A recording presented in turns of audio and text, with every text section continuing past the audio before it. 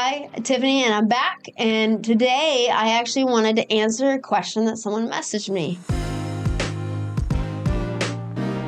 They messaged me on social media and said, what is your biggest challenge in regards to reading? Because as you know, a while back I posted that I hated reading as a kid. I didn't like it. I had issues with it. And I responded, as a little kid, I didn't feel confident to read. So I ran from it.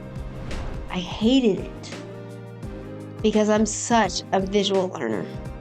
I mean, a big visual learner. If I see it, I can learn it. But reading, I never comprehended well. So I never developed that side of me. I ran from reading. If someone said it was time to read, I'd go to the bathroom, or I would just run from it. I did not want to read in front of people. And anytime I had to and couldn't get out of it, I tried to read the verse that I was going to read or read the caption that I was going to read 1,000,000 times before it ever got to me because I was so nervous. And when I was responding to this person on messages, but I realized later, if I wanted to be good at anything, I was going to have to develop that side of me in a way that I never thought was possible. So what I started to do was listen to a book on Audibles and then buy it and read it. Meaning I still am developing my comprehension of reading.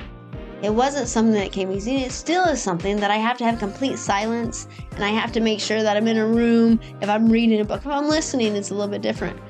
But I learned that if I wanted to be successful at anything, that I would need to learn how to read like Mark Cuban does, Bill Gates reads, and all these Elon Musk, all these people read hours a day. And why do we think that is? The reason is they're trying to grasp as much knowledge as they can to become better at something, to become knowledgeable at something. So that is my big thing. So my big thing right now is to try to read at least one book a week. So 50 books a year is my goal. Now, if it's a longer book like Elon Musk's, I give myself a couple weeks for that one. I've become such a big proponent of it, and I love not only to comprehend everything to the fullest, but I love reading now, and I would challenge anybody to become an avid reader because that's how your mind expands. So I challenge you to read on a daily basis, whether it's 1 word, 10 words, to become and develop that side of you if you don't love it now. So I just finished Greg Harden's book. If you haven't heard about him, he's amazing. I bought it to bring home so I could study it. So this is what I do. I read on Audibles, then if I really like it, I'll buy it so I can study it and implement it in my life. And one of the big takeaways from Greg Harden that I really liked was 100% of the time. And he had an athlete that came into his office one day. And he was like struggling at football. It was football. He was at Michigan, and it was football. And he was talking to him, and he was like, I'm not starting. I want to start. And he's like, where do I start with this? So Greg Harden said, what if we start with your grades? He's like, I hate reading. School is like not important. I'm going to play football, right? And he said, okay, but let's make it a game.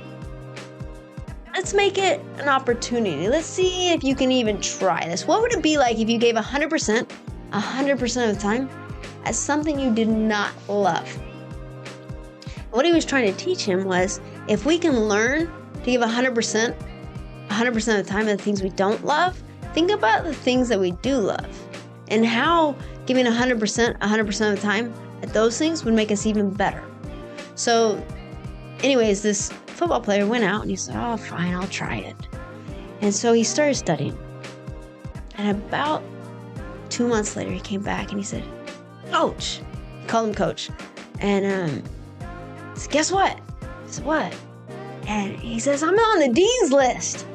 And to be on the dean's list, you have to make really good grades. And Greg Harden goes, what? And he says, yes, I'm on the dean's list. He said, how does it feel? He says, it feels amazing. I defied all odds. I got past this. And he goes, that's something you hate to do. Think if you put that in something you love to do. And everything changed. Why? Because he learned how to do something he hated to do. He learned how to implement the hard work in something he didn't like to do. If you can learn how to do something that you hate to do and you give 100%, then when you're doing something you love to do and giving 100%, it's so much easier, even on the hard days. And when you learn how to give 100% of the time, your bad day is better than the average person's best day because you've learned how to give that 100%. And that takeaway for me from that book was amazing. If you haven't read Greg Hargan's book, I don't know him, but I hope to meet him one day because I highly recommend it.